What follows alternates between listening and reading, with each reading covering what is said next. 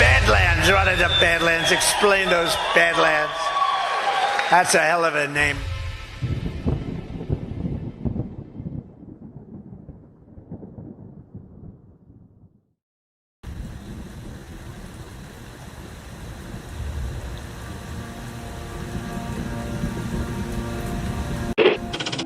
Mr. Vice President, I'm going off script again, I know, but I just want to personally thank you. We've been through some stuff. We've gone through some of the most complex military operations this country's ever conducted, and your steady hand and your leadership during those was a great source of strength for me. Thank you for your leadership. Thank you for your character. Thank you for your selfless service. Thank you for commitment. Thank you for being a mentor to me, Mr. Vice President. It's called the swamp. And you know what happened? And you know what I did? A big favor. I caught the swamp. I caught them all. Let's see what happens. Nobody else could have done that but me. I caught all of this corruption that was going on, and nobody else could have done it. Did I get that one right?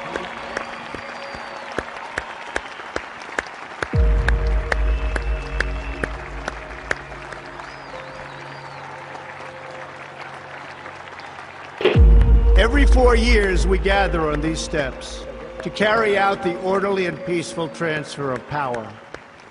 Today's ceremony, however, has very special meaning, because today we are not merely transferring power from one administration to another, but we are transferring power from Washington, D.C., and giving it back to you, the people.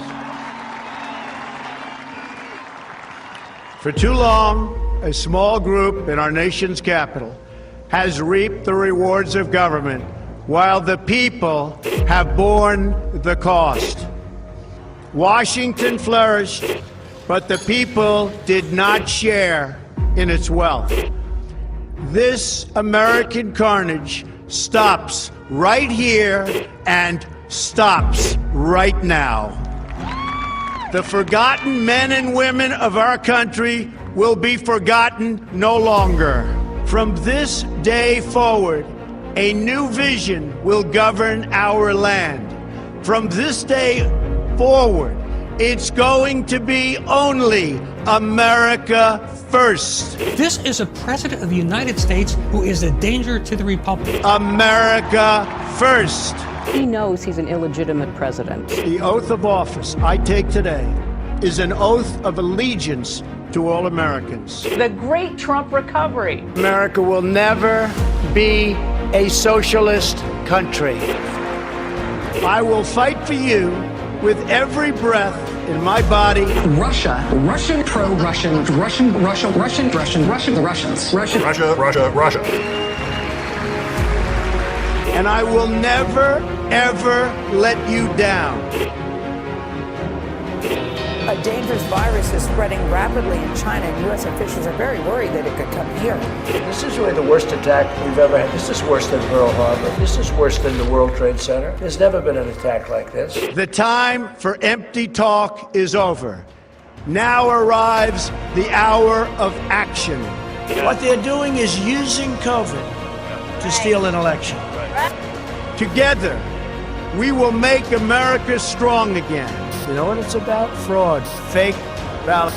We will make America wealthy again. They are trying to steal the election. Now, under the leadership of President Trump, we are fully realizing President Kennedy's prescient view of Special Operations Forces.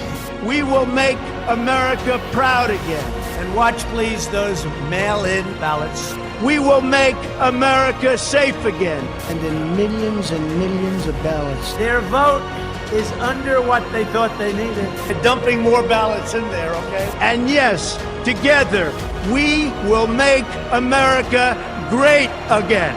Thank you. God bless you. If we are right about the fraud, Joe Biden can't be president. Congress, the chair declares the joint session dissolved.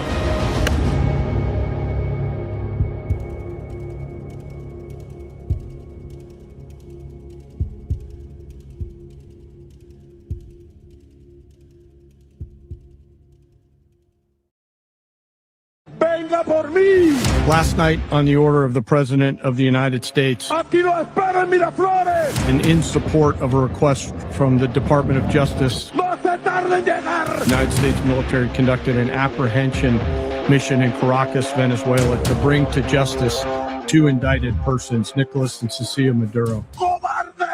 Nicolás Maduro had his chance until he didn't. He effed around and he found out. This was one of the most stunning, effective, and powerful displays of American military might and competence in American history. Like, I don't understand yet how they haven't figured this out. And now, if you don't know, now you know. Because this is the way it's going to play out. And I think people need to understand that this is not a president that just talks and does letters and press conferences. And, you know, if he says he's serious about something, he means it. But don't play games. Don't play games with this president's in office, because it's not going to turn out well.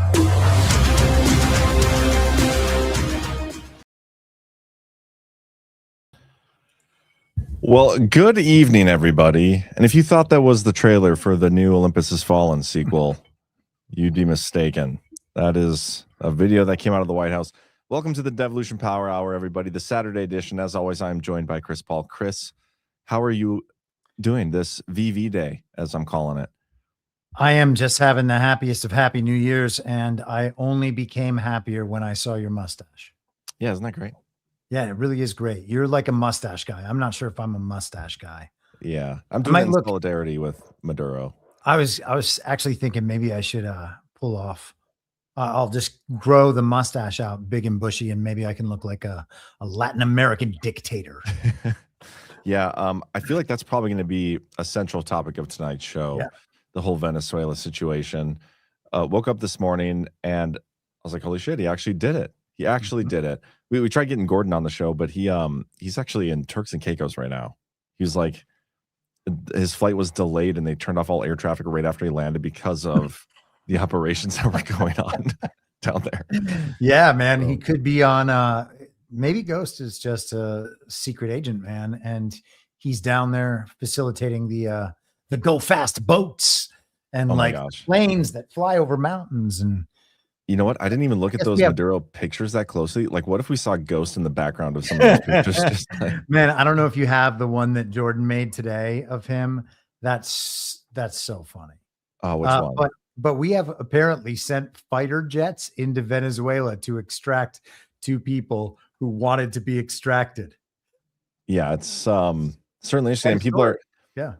If you're following the Fox News, which we should talk about the different narratives surrounding this, there's not many people who have been following the story as long as we have, I think, as accurately as we have. Yeah.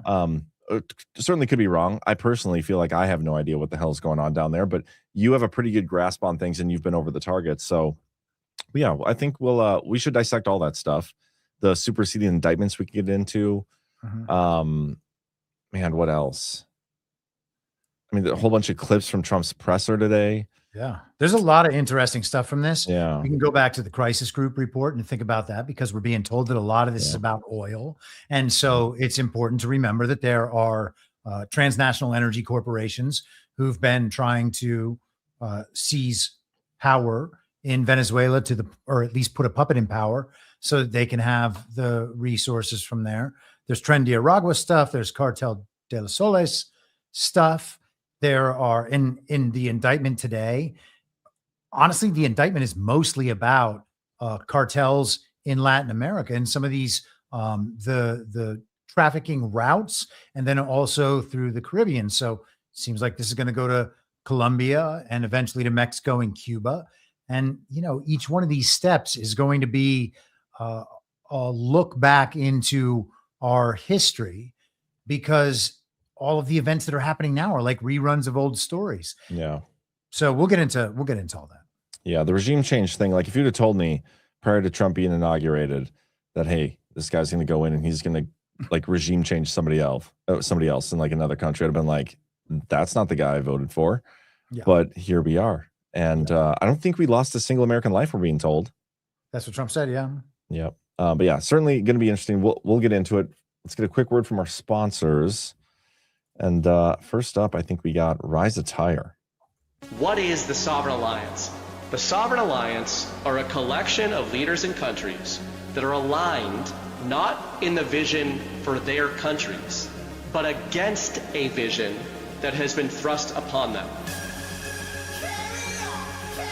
I believe that the Sovereign Alliance is less a battle for something and more a battle against something. They are against globalism, collectivism. They are against the rules-based international order.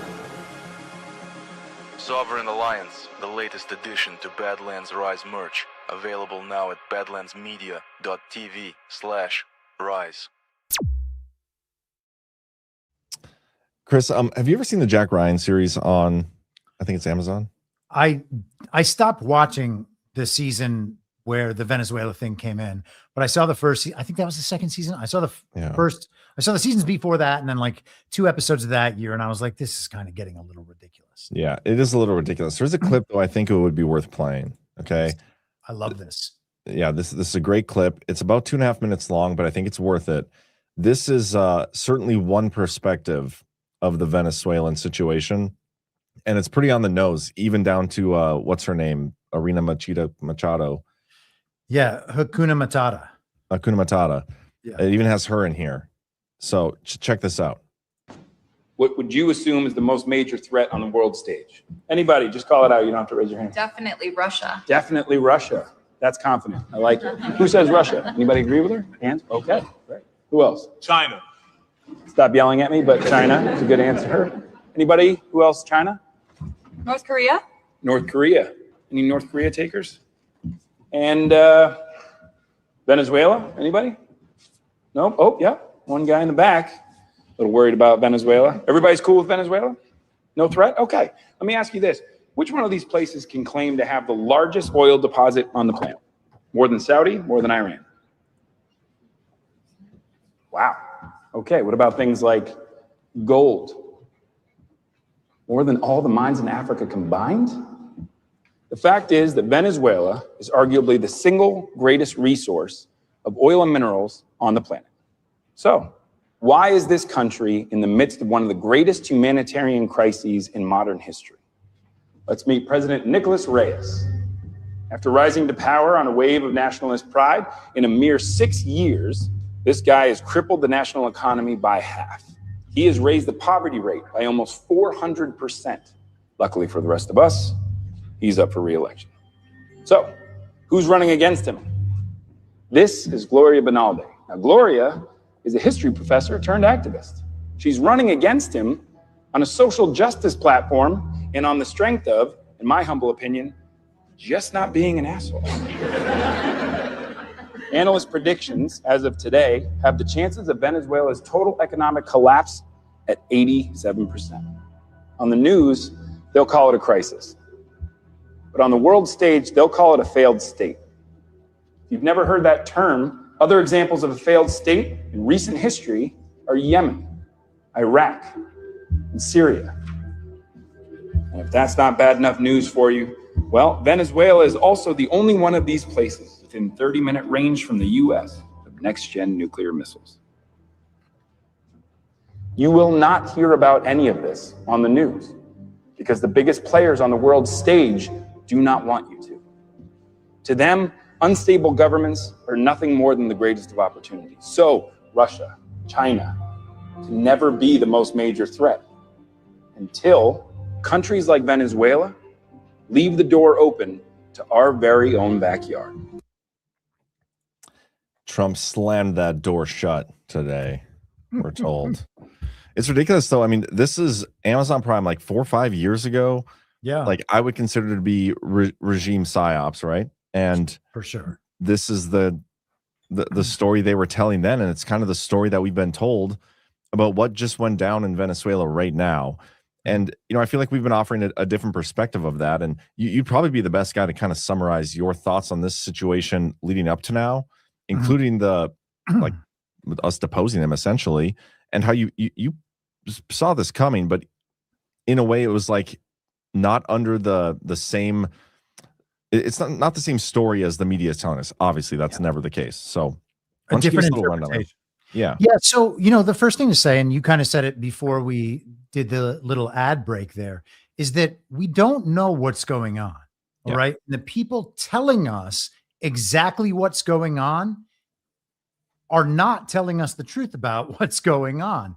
And nothing could possibly be more obvious than that like some overnight operation happens and a few hours later, everyone in the mainstream media, including the mainstream media online, knows what happens and knows what happened and knows what it means and all that.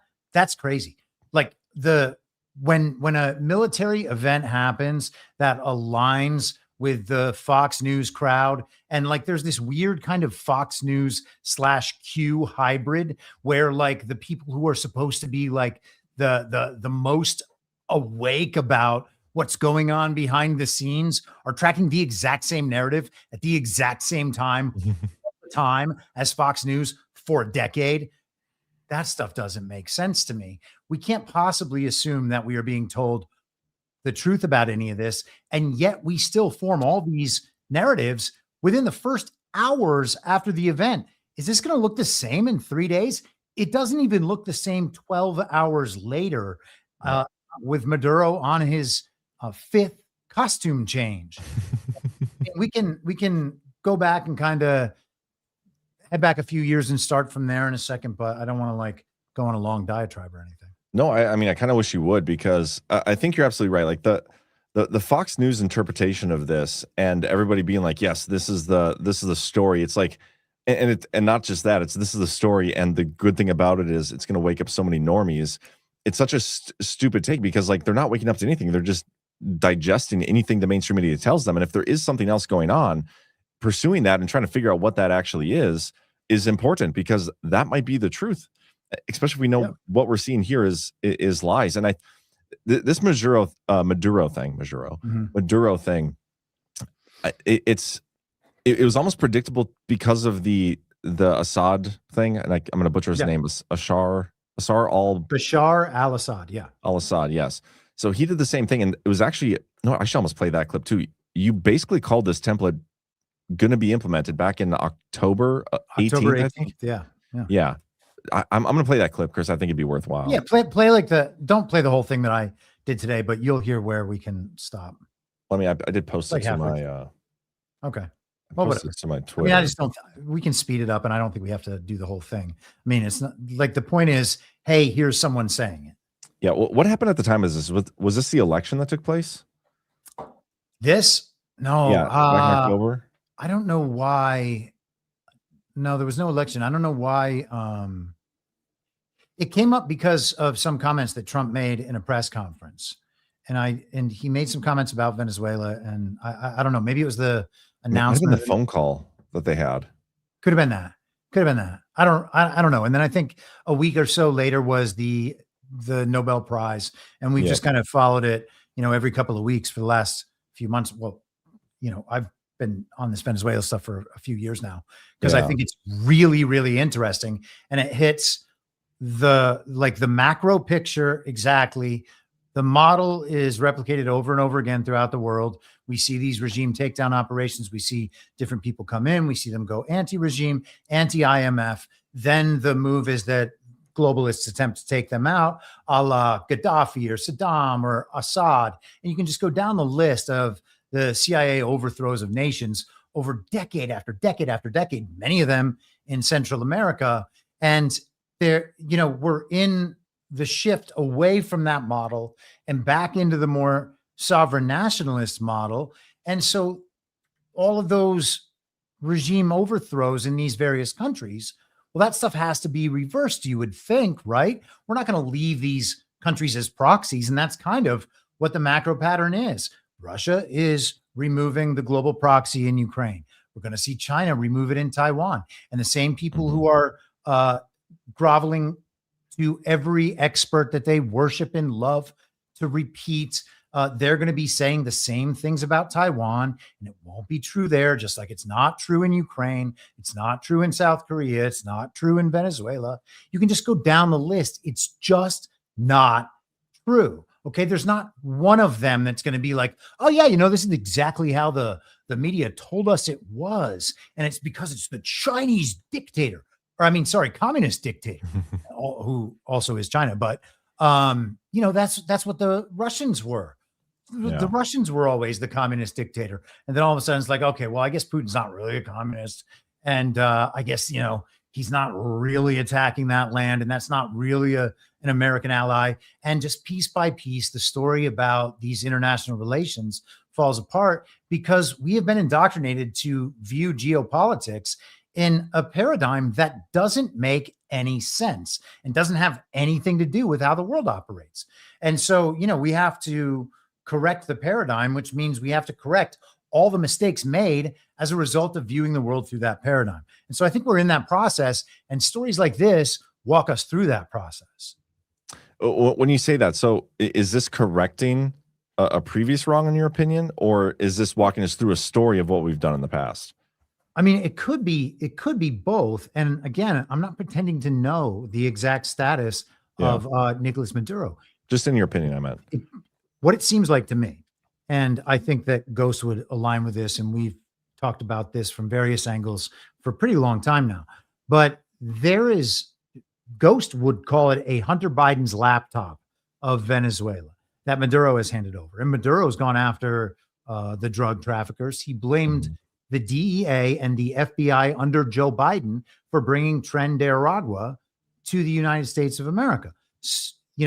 Trump talks about, I don't know who mentioned it in the chat earlier, but Trump talks about them emptying their prisons into the United States of America. Well, who put those people in prison? You know what I mean? Like, are those the drug traffickers? And did Maduro imprison them? So this indictment is, and I don't know, we can go through it if we need to. I didn't find it actually all that interesting. A lot of it was spent on the fact that this Venezuela thing, now Maduro is the face of Central American drug trafficking to the United States over the course of decades. And in the process of laying out their case, they basically mention all of the Central American cartels, all of the Golden Triangle countries, Mexico, Cuba, and the rest of it. And so I think that we're probably going to have a march through Colombia and through Guatemala up to Mexico, over to Cuba. And we're going to hear stories about what the things that we've done there in the past. A couple of weeks ago, actually, I think I have this. Check this out. And we haven't even gotten to my clip yet, but check this out about Hugh Hewitt. Or not about Hugh Hewitt, but this is Hugh Hewitt from a couple of weeks ago. And listen to what he says this Venezuela story is about. To remind the Democrats who are going to be upset.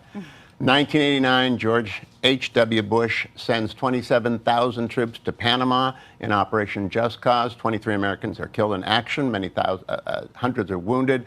Panamanians die. We were there for a couple of months, and we got rid of Noriega. This is a replay. They don't need any congressional authorization. If the president wants to move in, the sooner the better, because they are killing Americans every day. You say this is a replay? Yeah, he said this is a replay of Noriega and the Noriega operation. It was called Operation Just Cause. And it was Operation Just Cause. Why'd you do that operation? Just cause. That was George W. Bush, the former director of the Central Intelligence Agency, taking out a Central American former asset of the CIA, who just happens to be the leader of the country that controls the Panama Canal. And how did we start Trump's term? Well, hearing about how the United States was going to take over the Panama Canal. And who was that? Yeah. And who did we take it over from? China, because China was running it before. And so China was controlling the main thoroughfare between the Pacific Ocean and the Atlantic Ocean. And, doing so with Venezuela's approval, of course, because Venezuela is an ally of China, an ally of Russia, an ally of Iran. And, at some point, you have to, I see people in the audience like, he's a brutal dictator. He destroyed their economy. Okay. Well, who says? How do you know that? Do the people in chat, do you spend your time studying geopolitics with an open mind? Or did you hear over time a handful of stories from the mainstream media that told you who the good guys were and told you who the bad guys were, and you are certain because they call him a communist dictator that that's the bad guy? Now, again, I don't actually care about Nicolás Maduro. I care about the story pattern and what it means that all of these people who are labeled dictators in all of these various countries were labeled that because they oppose the IMF and globalism. The people who want to take down Nicolás Maduro are the neocons, the Zionists, the transnational energy companies, the global bankers, the Soroses. You can just go down the list, and it's all the people who I thought we were opposing, but it doesn't seem like any of the people who are telling us about who Nicolás Maduro really is, as if they know. It doesn't seem like any of them are aware whose side they're on or who the enemy is. How have we gotten this far and nobody can identify the enemy? It's starting to seem like a real problem. Because everybody's lying all the time, man. Lying all the time. And nobody can interpret what's true anymore. Yep. And people on our side, quote unquote, are making excuses for liars all the time because they believe that they're dialed in to some secret plan that they've decoded from the sky. Like all the information is just up there in the cloud and it's been sent down to them by their prophet. It is so deranged what some of these people are doing. And I said this to Brian yesterday on Daily.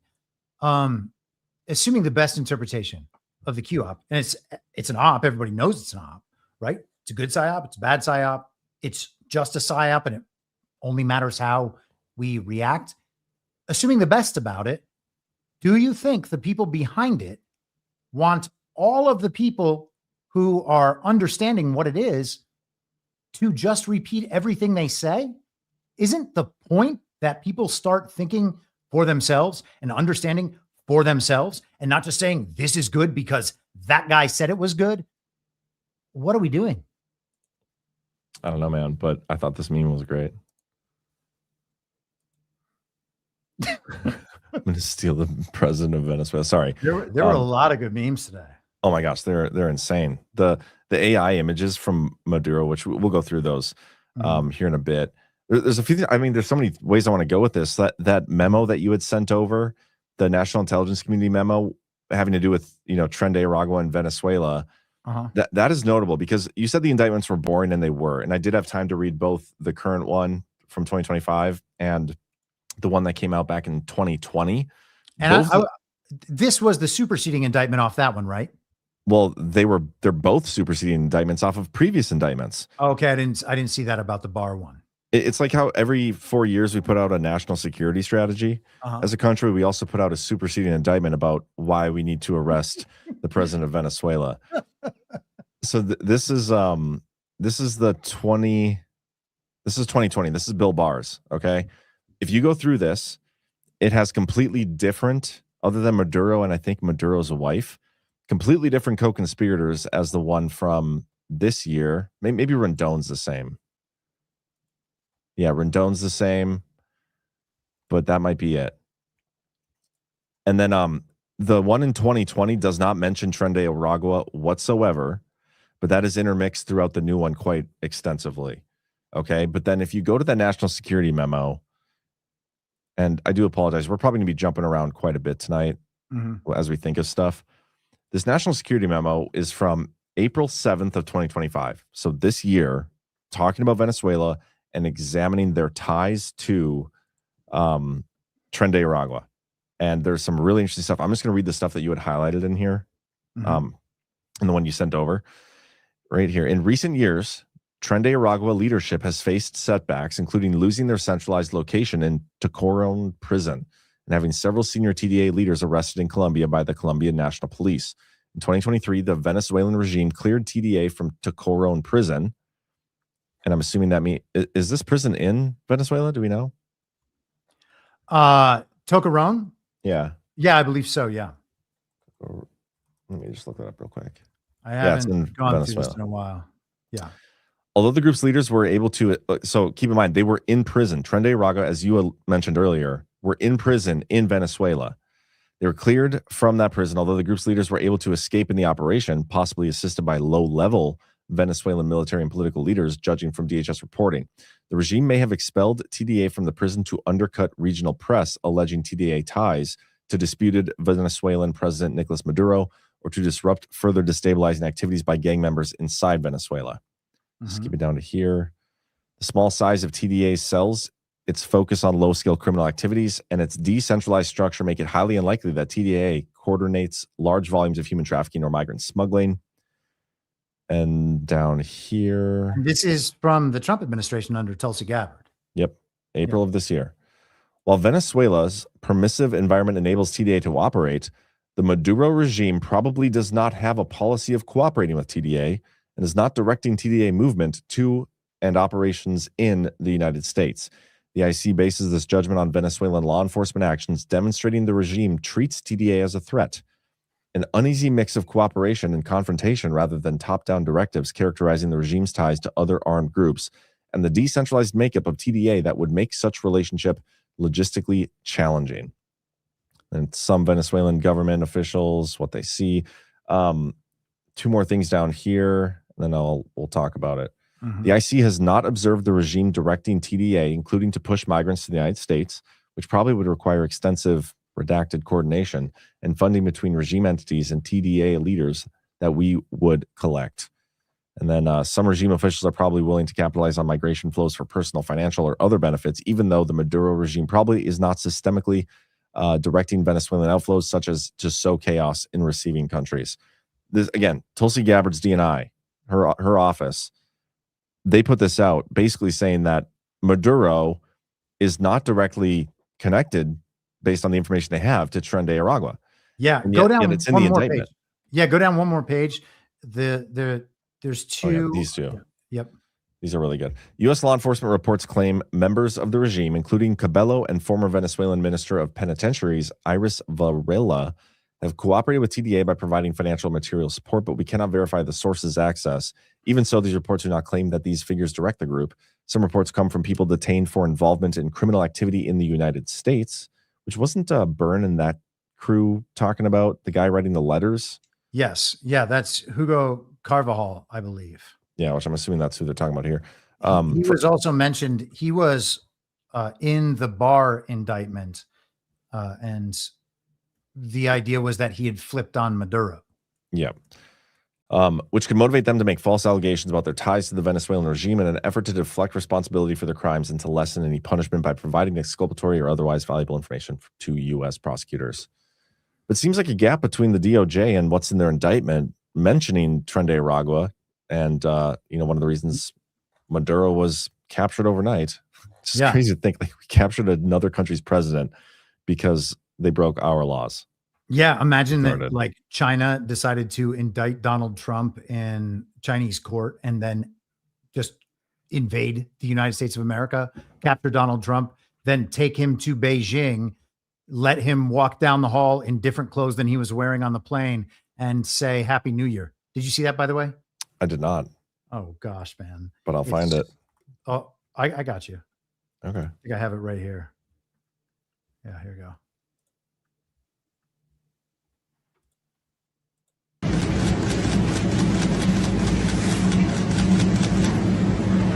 Good night. Good night. Happy New Year. What? Good night. Happy New Year.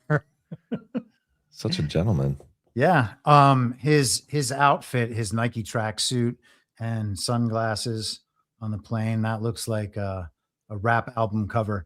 But it also is very reminiscent of the pictures taken of like Saddam Hussein and Muammar Gaddafi, and even Julian Assange with his big bushy beard. They always kind of have the person look totally disheveled. So yeah, that was funny. But yeah, that little report just said, hey, we have no reason to believe that Maduro's actually died to these things. That's the U.S. intelligence community saying it. And it's funny because people in the chat are like, he sounds like he's supporting Chinese dictators. Oh, you're a genius. I mean, that's the U.S. intelligence community under Tulsi Gabbard. Are you saying you don't trust Tulsi Gabbard?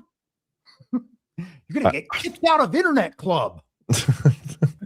We're just saying nobody knows what's actually going on, including us. And we're just trying to figure out, and we're pointing out the things that nobody else is talking about. Okay. It's so funny for me to say, I'm not actually saying that Maduro is a good guy. And then people in the chat are like, I can't believe he's saying Maduro's a good guy. It's okay, man. Know what I think we should do next, though, is go through some of the press conference, because there was some interesting stuff in there. You know what? before we do that, let's look at the 1018 clip for a minute. Oh, okay. We got to do that. Okay. Hold for processing. I don't know where I put it now. I think I probably have it. Oh, I got it here. Is so interesting because when people hear Trump use that language, talking about Maduro, saying he doesn't want to fuck around with the United States, Maduro has taken a pretty Trump positive or Trump neutral stance for the entire time. He blames Joe Biden for Tren de Aragua coming into the United States, blamed him for the problems with the drug cartels and the rest of it. And it's, it doesn't make any sense other than the same framing that we've seen, I think. Like, I think all this stuff is just provably, obviously, the way we describe it with these other foreign leaders. There's clearly something else going on that the news media has no interest in telling us. Because if we know that the world operates a different way, their entire narrative strategy breaks down. The idea that we are at war with China in, economic warfare or trade warfare with China. And Trump says that, and there is an element, there's a way to see that as true because there are different factions in China, just as there are in Russia, just as there are in North Korea, just as there are in Saudi or anywhere else. And of course, that's also true in Venezuela. And we have seen those two factions operate. Now, Trump often aligns with those, but that's not going to be how the situation turns out. And listen, I would not say that Maduro will definitely not be deposed, but that would then just be a story element like Bashar al-Assad being deposed and al-Sharaf being installed in his place. Well, there are certain things they need to do, narratively speaking, in the relationships with these two countries in order to resolve those relationships. And they're going to put the face of that project in whatever form it needs to be, right? Mm-hmm. Joe Biden was I think you can probably stop it there. Of the 4 years that. All right. I mean, I don't know how much clearer it can be made. That was 3 months ago. Yeah. Essentially, what we saw tonight, potentially, one of the options was a narrative element, a story element to something bigger going on. The Sovereign Alliance, something we've been talking about on this network for a long time. And this could potentially be a move that it's just a negotiation. And what are they calling it? A negotiated exit? I think I've seen that term going around. I think it's really good. There's a thread, actually. You posted this earlier. Yeah, about the Ukraine-Venezuela swap. Yeah. And I think this is interesting and worth maybe talking about before we even get into the clips from today. This is from Capital Hunters. The best take on today's attack on Venezuela is likely the most cynical, that it is staged and transactional. Trump wouldn't attack Russia's ally without permission, but in 2019, Putin offered Trump a swap. Russia cedes Venezuela and gets Ukraine. Dave Troy, as usual, called it. This is Fiona Hill's testimony in Congress in October of 2019. The Russians at this particular juncture were signaling very strongly that they wanted to somehow make a very strange swap arrangement between Venezuela and Ukraine. You want us out of your backyard, you're in our backyard in Ukraine. It's very interesting. Most of our politics. That's also interesting because Fiona Hill, of course, was one of the, I guess, not witnesses. Is witnesses the right word? In the Trump Ukraine impeachment. Yeah. Yeah. This was from the impeachment trial. Well, if it's October, that must have been that was well before the trial, right? Or this testimony was for that impeachment, was used in that. Yeah. Oh, yeah. Duh. It says testimony to Congress for the impeachment. Okay, got it. Most of our politics today has decades-old roots involving Russia. Putin has tried to take Ukraine since 2014. That's why he needed Trump. Why Russia paid influencers who pushed January 6th. Troy today is not some new sui generis Trump adventurism. Don't know what that means. But as the U.S. was so concerned about the Monroe Doctrine and its own backyard, perhaps the U.S. might also be concerned about developments in Russia's backyard, as in Ukraine, making it very obvious that they were trying to set it up some kind of, let's just say, you stay out of Ukraine and we'll stay out of Venezuela type thing. Yeah, that's the thing I just read. Yeah, and if you denormify that, and de-Fiona Hill that, they're trying to make it sound like these guys are playing chess with these countries like these countries are just their little toys. Well, that's not all that meaningful coming from the people who pursue the global agenda and treat every country like they are their little toys. Mm-hmm. The Don Roe doctrine, as it's now being called, that's basically in line with, what we, and not only we, but what we have been talking about for many years. These various, sometimes the term regions of responsibility gets thrown around. Why would the United States be involved in Ukraine? Why would Russia be involved in Venezuela? We're the superpower in the Western Hemisphere. Them, China, India are all superpowers in the Eastern Hemisphere. This realignment is like fragmenting naturally, right? If there's not going to be the global centralized system of control, well, you have to decentralize that. Maybe they're going to decentralize it gradually. Certainly, I don't want the United States of America being the hammer for all of North and South America. Now, I want to defend it from the actual adversary. And the actual adversary, of course, is the global regime. It's not China and Russia. We are not a threat of China and Russia while Trump is making trade deals with both countries and calling Putin and Xi his friends. So the real enemy is actually the global entity that infiltrates our government and infiltrates Venezuela's government and Russia's government and China's government and Korea's government and the rest of it. And you can see it come out everywhere. It has to be dealt with everywhere. It makes more sense for us to deal with it in our hemisphere than it does for Russia. But eventually, the hope is, if the plan is good, that it decentralizes further from there, because there are actually citizens with some reasonable power to have checks on their government, which is not a real thing over our lifetimes, let's say. I want to play a couple clips from the press conference. I just don't know if I want to play the whole thing, but there's a few of them. And I think I'm going to start with this one just because it's got a Devo hat tip to it. This is Chairman Raising Cane. Okay. Did you see this, the NSPM 13 mention? I did not actually. No, I only got like halfway through Raising Cane's comments. Okay. So this is like 3.5 minutes long, and we can pause it whenever you want. I think the part that I want to specifically talk about is about 2.5 in, but take a listen. Let me talk a little bit about the preparation. After months of work by our intelligence teammates to find Maduro and understand how he moved, where he lived, where he traveled, what he ate, what he wore, what were his pets. In early December, our force was set pending a series of aligned events. Key was choosing the right day to minimize the potential for civilian harm and maximize the element of surprise and minimize the harm to the indicted personnel. So as the president said, they could be brought to justice. And as the president said earlier today, weather in Venezuela is always a factor this time of the year. And over the weeks through Christmas and New Year's, the men and women of the United States military sat ready, patiently waiting for the right triggers to be met and the president to order us into action. Last night, the weather broke just enough, clearing a path that only the most skilled aviators in the world could maneuver through. Ocean, mountain, low cloud ceilings. But when tasked with a mission, this organization does not quit. We sent Tom Cruise. At 10:46 p.m. Eastern time last night, the president ordered the United States military to move forward with this mission. He said to us, and we appreciate it, Mr. President, good luck and Godspeed. And those words were transmitted to the entire joint force. Over the course of the night, aircraft began launching from 20 different bases on land and sea across the Western Hemisphere.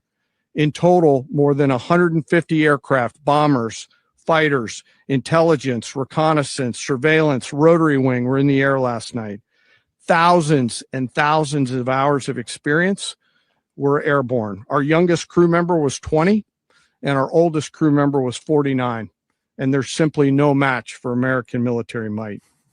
As the night began, the helicopters took off with the extraction force, which included law enforcement officers, and began their flight into Venezuela at 100 feet above the water. As they approached Venezuelan shores, the United States began layering different effects provided by Spacecom, Cybercom, and other members of the interagency to create a pathway. What do you think that means? Layering effects with Spacecom and Cybercom to clear a path. Yeah. Well, Trump said something about the technology turning off the lights in Venezuela, so everything was dark. And, there were times that we saw that in the last few years. I think that, people were talking about it at the Vatican, I believe, in like January of 2021. And then there was a major blackout event in Pakistan. So Trump's comments about that, I thought were interesting. He kind of gave them in passing, but it seemed interesting to me, at least. We can listen to that part in full too. Sure. But this is so the reason I pointed that out is because Ezra Cohen Watnick pointed it out as being related to NSPM 13 and the importance of that. That is the National Security Presidential Memorandum 13, which is the cyber operations one. So I thought that was notable, obviously, but might as well listen to the rest of this story. Seemed like pretty well written out and articulated only, a few hours after the operation, almost as if it was pre-written out how high the helicopters would be flying around. Overhead, those forces were protected by aircraft from the United States Marines, the United States Navy, the United States Air Force, and the Air National Guard. The force included F-22s, F-35s, F-18s, EA-18s, E-2s, B-1 bombers, and other support aircraft, as well as numerous remotely piloted drones. As the force began to approach Caracas, the Joint Air Component began dismantling and disabling the air defense systems in Venezuela, employing weapons to ensure the safe passage of the helicopters into the target area. The goal of our air component was, and always will be to protect the helicopters and the ground force and get them to the target and get them home. There you have it. Raising Cain. I don't know if you, I think I dropped this in our chat, but maybe we can just tag it on to the end of that clip. This is Trump describing him. Maduro and Flores have been indicted in the Southern District of New York. It's Jay Clayton for their campaign of deadly narco-terrorism against the United States and its citizens. I want to thank the men and women of our military who achieved such an extraordinary success overnight with breathtaking speed, power, precision, and competence. You rarely see anything like it. You've seen some raids in this country that didn't go so well. They were an embarrassment. If you look back to Afghanistan or if you look back to the Jimmy Carter days, they were different days. We're a respected country again, like never before. These highly trained warriors operating in collaboration with U.S. law enforcement caught them in a very ready position. They were waiting for us. They knew we had many ships out in the sea, just sort of waiting. They knew we were coming. So they were in what's called a ready position, but they were completely overwhelmed and very quickly incapacitated. If you would have seen what I saw last night, you would have been very impressed. I'm not sure that you'll ever get to see it, but it was an incredible thing to see. Just take my word for it. I'm not sure you'll ever get to see it. God, he's so funny. At the beginning there, he's like, you've seen us try to overthrow dictators in the past, but none of those presidents knew what they were doing. But I know how to overthrow a dictator. Well, one of them is Iran. And it's funny that this is the week that Pahlavi comes back into the picture. I am calling him Maria Karina Pahlavi. And of course, we have the same people who always just cheerlead for the television, telling us that the color revolution in Iran is also the super-based citizens of Iran, like standing up against the dictator. And then they're going to put him, put in his place this, like, I think he's the son of the Shah or something. He's lived in the United States for the last 40 years. And they're like, oh, the people of Iran want him to return. It's all so dumb. Yeah. If you just think about it. And, we somehow, after 5 years of doing this, we still just have people cheerleading the television. Trump mentioned that the indictment out of the Southern District of New York, Jay Clayton, okay? Jay Clayton before that was running the SEC under Trump. So there's the finance element in there, which is really interesting. And then the International Crisis Group report, which I've referred to on this show countless times. Yeah. And maybe I'll just pull this up here because we did a whole episode where we went through this crisis group report. Yep. So let's just remember this part, though. Okay. So hold on. The President's Council of the International Crisis Group features British Petroleum, Alexander Soros, but also Scott Bessent. Okay. And then the International Advisory Council, the corporate members, Chevron, Eni, which is an Italian energy company, Noble Energy, and Shell. So we have transnational energy companies running a think tank, putting out this report about, and that report, by the way, is 40 pages long. The report is about strategies to get rid of Maduro. That report was released on March 11th, 2020, which is the same day that Donald Trump addressed the nation about the very deadly pandemic. And so, you know, these things have been going on for a long time. 2 months before that, Donald Trump recognized Juan Guaido, who was the president of their National Assembly. And by the way, Venezuela has two competing national assemblies. Okay, so this was the pro-regime one. Guaido is the president of that, and Trump's like, he's the legitimate president of Venezuela at the State of the Union. Guaido never took power. And then in 2023, Axios put out an article like, oh yeah, Guaido is no longer like all the countries that recognize Guaido as the leader of Venezuela have stopped doing that now. We've been through no takebacks. Right, I know. We've been so stupid. Is that when Marina Caccino Matata became? She's been like the Venezuelan Alexei Navalny for like 20 years. Oh, and that before long. that, as we discussed a few weeks ago. Yeah, when the night you weren't here, I think was the night that we discussed it. But she was like in this Yale fellowship. I think Ghost brought that to our attention, actually. So she's like part of the Yale thing. And maybe this is a good time to watch the Maria Corina Machado clip from Trump today. I don't know if you have that. Oh, yeah, I have that. I have that somewhere. I have a whole bunch of these clips randomly all over the place. Yeah. Because there's so many good ones. Oh, yeah, here we go. Yeah, let's do it. Okay. Is the U.S. aware of the location of opposition leader Machado, and have you been in contact with her? No, we haven't. Really, no, we haven't. Mr. President, on Monday. I think it would be very tough for her to be the leader. She doesn't have the support within or the respect within the country. She's a very nice woman, but she doesn't have the respect. Is it possible that the U.S. and so that's like there's been a lot of people pushing Maria Matuda, and he completely slams that right there. Like, that's not happening. That's a no. Yeah. Yeah. I mean, It's even fired. though she won the Nobel Peace Prize, she just doesn't have the respect of the citizens there. And that's very weird because all day long, the mainstream media showed us clips of Venezuelans out in the streets of Florida talking about how happy they were that Maduro was deposed. And hey, man, that's all fine and good.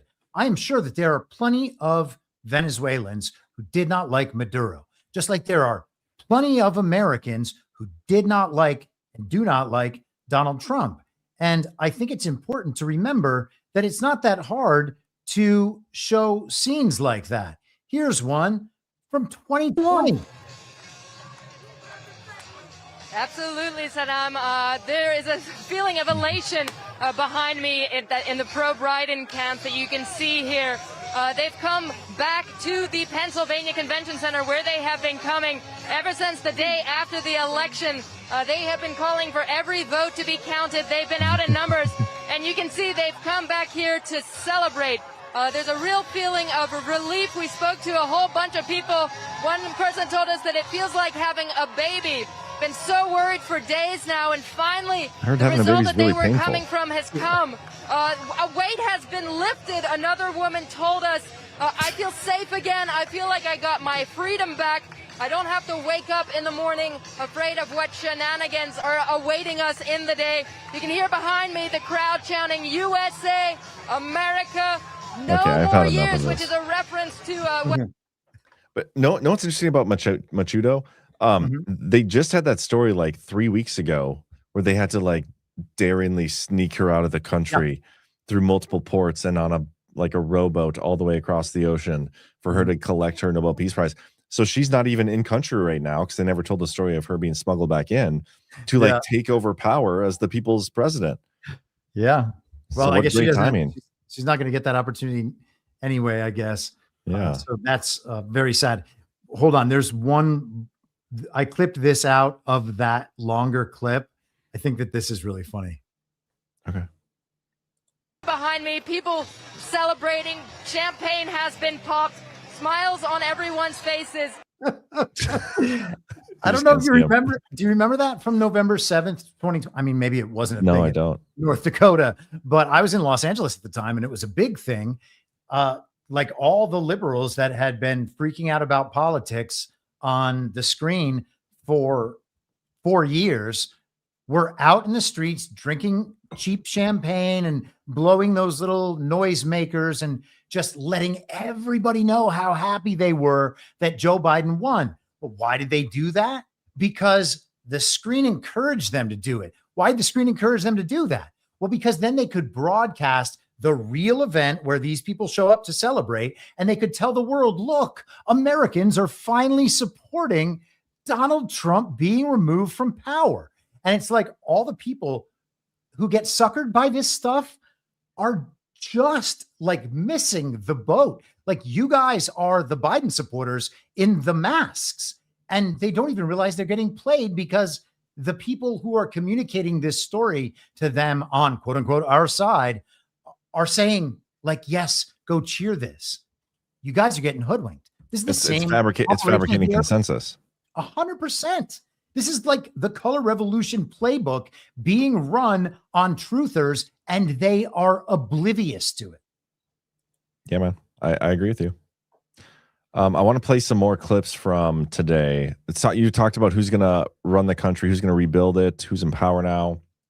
Trump told us it's us. To run Venezuela. So who's in power right now? Well, we're going to be running it with a group, and we're going to make sure it's run properly. We're going to rebuild the oil infrastructure, which will cost billions of dollars. It'll be paid for by the oil companies directly. They just overthrew him, and they already have the whole plan of how it's going to be like handled on the flip side of it, ready to go. Yeah. Who's footing the bill.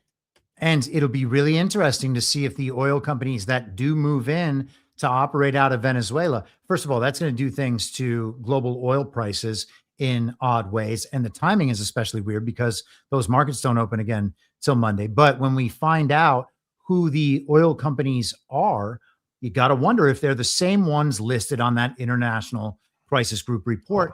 I kind of suspect that, well, I actually kind of suspect that they won't be, because that's regime side wanting to take control of these things. So I would think that those companies would be the ones that are barred from that sort of control. Sure. And I guess we'll, wait and see how that plays out. If your logic makes sense there. It just depends. I mean, because you've talked about stuff like this before. Like this was going to happen whether or not Trump was in office. Like at some point they were going to overthrow Venezuela, and then Trump just goes along with it, kind of thwarts it in a lot of ways, hijacks it, and drafts off it and uses it for his own purposes. What you said there about those oil companies, not being the ones in the report taking over, that'd be evidence of that, I would say. Yeah. But also, I mean, he could be playing along with this and playing it out and go further than that. We don't know where the line in the sand is drawn. Yeah. And think about Maduro maybe this way. If Maduro is what we talked about earlier, a guy who has been extremely cooperative this entire time with Donald Trump and with trying to expose the transnational criminal organization that I was under the impression we all actually wanted to defeat. If that's who Maduro is, if we are right about that part, and I think that Ghost makes a very compelling case about that, then the operation today looks entirely different, because Donald Trump again said, the Venezuelan boats, they were totally ready for us. They were in a state that you'd call ready. And then they just let them go in because this was a negotiated exit, and they've brought Maduro out. And what are they doing by showing him off in this way? Well, that would be them taunting the actual enemy. And, you know, the people who just watch television and like try to use anonymous internet posts as the source of divination, they think that the grand enemy is Maduro. Oh, we finally got another one. Cheers to the U.S. military going into taking out a sovereign leader.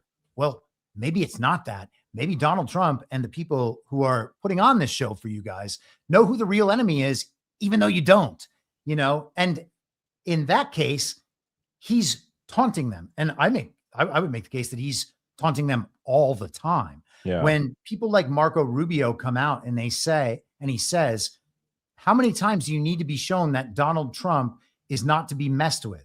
And that if you keep messing with him, he's going to keep doing what you think he's not willing to do. And he said himself, we had a second wave prepared if we need it, but now we don't think we'll need it. Well, who's he talking to? I would suggest he's talking to the enemy who keeps trying to exert leverage, which then requires a response from Trump. And we talked about that same model with the Israel and Iran stuff, and, you know, so many times. That is interesting. We should watch that part of the press conference, because the story we're told is that we did this to get Maduro. And now that he's out of there, like, we can, you know, whatever, we'll repair the country until we can find somebody responsible enough, whatever. But then also what you say there and what he said in his interview or the press conference of a second wave should never have been required if Maduro was the goal the whole time. What other elements are there that you need to take out? Let me find that here. Yeah, here we go. Let's rewind a little bit. Can take place. As everyone knows, the oil business in Venezuela Actually, has I'm going to go back a little further, because this is something I honestly want people to think about themselves too as they listen to this clip. Is this something you want the United States to be doing? Yeah. Like going into other countries, removing whoever's in power, whether you believe they're there legitimately or not, it's another country, and then us taking control of that country until we determine that somebody else from that country is okay enough to take over. Like, is that something us as a country should be involved in? Do you like that mindset from your president? Think about it. We can't take a chance that somebody else takes over Venezuela that doesn't have the good of the Venezuelan people in mind. We've had decades of that. We're not going to let that happen. We're there now, and what people don't understand, but they understand as I say this, we're there now, but we're going to stay until such time as the proper transition can take place. So we're going to stay until such time as we're going to run it essentially until such time as a proper transition can take place. As everyone knows, the oil business in Venezuela has been a bust, a total bust for a long period of time. They were pumping almost nothing by comparison to what they could have been pumping and what could have taken place. We're going to have our very large United States oil companies, the biggest anywhere in the world, go in, spend billions of dollars, fix the badly broken infrastructure, the oil infrastructure, and start making money for the country. And we are ready to stage a second and much larger attack if we need to do so. So we were prepared to do a second wave if we needed to do so. We actually assumed that a second wave would be necessary, but now it's probably not. The first wave, if you'd like to call it that, the first attack was so successful, we probably don't have to do a second, but we're prepared to do a second wave, a much bigger wave, actually. The biggest wave anybody's ever seen. Everybody agrees. Do you know what we actually attacked while we were there? Like, were we attacking narco terrorists while we were going to get Maduro? I haven't seen that anywhere. I did see that there were videos online of orange spots in the distance. And I guess those are things blowing up. And I guess that means that the rest of the story is true. I think it's interesting to think about it. And maybe this can just be a thought experiment. We don't have to take it too far, and that's fine. What does it mean to have the best military in a state of fifth generational warfare? What does it mean to have the best military in a state of information warfare? Well, does it mean that you are capable of carrying out orchestrated media ops like the one we watched today, and that they would be at that point irrefutable on a widespread basis enough to turn it around to the regime's benefit when they've gotten crushed in the communications game? I would suggest maybe that's the expertise of an information-based fifth generational warfare, top level military. Maybe it's just that. Okay. And that scenario looks to be correct for the Top Gun Maverick venture into Iran as well. And a number of these other things that we've seen. I mean, man, we've watched a fake plane take off, the last plane out of Kabul. That wasn't the last plane, and wasn't a plane, and wasn't a video of people trying to escape the terrorists, right? We've watched paragliding go-karts fly over the most heavily guarded border in the history of the world. How do these things happen? And I would suggest that they're not happening, and that they're being shown to us for other reasons. And the fact that they can influence the collective consciousness in the same way that the global regime has influenced it for generations, if not centuries, if not millennia, that's pretty powerful. Yeah, I think you get a lot of crap for this mindset. And I understand like why people are like, oh my gosh, Chris, not everything can be fake. Not everything is fake. But if we're being honest with ourselves, like, yeah, absolutely. What you're saying is one of the distinct possibilities of what happened today.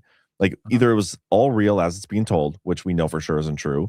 It was totally faked from everything. And you know that they have the technology to do this. They can show us fuzzy videos. They can come out and do a press conference and show us people dancing in the streets, and then have a bunch of pundits online saying why this is a good thing. You just completed an entire regime change. But the reality, it's Schrodinger's regime change. We don't know what's in the box. You know what I mean? We don't know what actually happened here, what's actually going on behind the scenes. And that is a distinct possibility. Like we've been talking about PSYOPs for how long, and people aren't willing to even entertain the idea that aspects of this can be faked. And I'm somebody who coming from the side of like, Chris, come on now. Like, come on. Bro. Yeah. That's where I originated. But like, I feel like I'm close to the middle now. Like I could see going either way, because to me, it doesn't matter. It's what is the story they're trying to tell us, and why are they trying to tell us this story? Is that story even a real story? And even more so than that, to me, it comes down to the first principles of, should we be doing this as a country? And I like seeing the disagreements in the chat. Like some people think like, yes, this is great. Some people think no. Some people like, yes, but only for like 6 months, like time limits.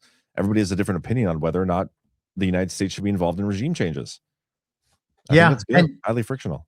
It is good. I like it. And the thing is, the goal for us as the people, if we are not just going to sit around and cheer for the television, because by the way, everybody says it's this show. Well, if it's a show, then why is it also real? Because why would they need to do the real thing if they could convince us with just a show? Is that ever going to matter to the people who put that forward? And if you're saying everything is a movie and everything is under full control, and I'm saying, okay, this stuff is all orchestrated and under control, and then you're mad at me for saying it, I'm not sure how that makes sense. If it's all under control, then we need to understand why we're being shown all of this stuff. We don't need to just clap that it's happening. Like they're like, oh, it's for the optics. We need the optics. It's the normies. Okay. Well, I get it. We want to wake up the normies, but also these optics are supposed to introduce us into the new thing. Well, what's the new thing? That doesn't seem to be asked very often. We know that one of the options for the new thing is the Great Reset. And we know how they're going to get us into the Great Reset. They're going to psyop us into making us want it.